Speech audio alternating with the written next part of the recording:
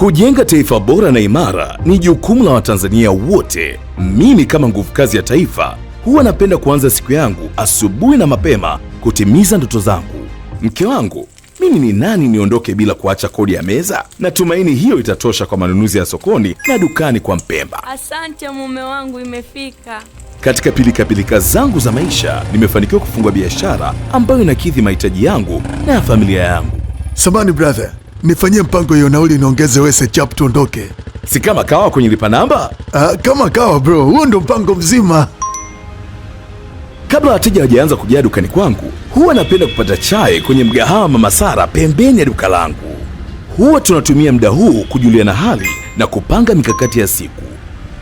Wateja wangu wanapenda kuja mapema kwa sababu wanahitaji mitungi ya gesi kuendesha biashara zao. Kwa hiyo huwa sipendi kuangusha.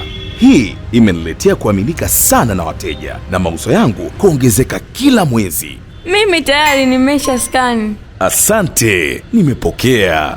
Huwa napenda kutumia mfumo huu kupokea malipo kutoka kwa wateja wangu kwa sababu sipendi kukaa na fedha taslimu dukani kwa ajili ya usalama.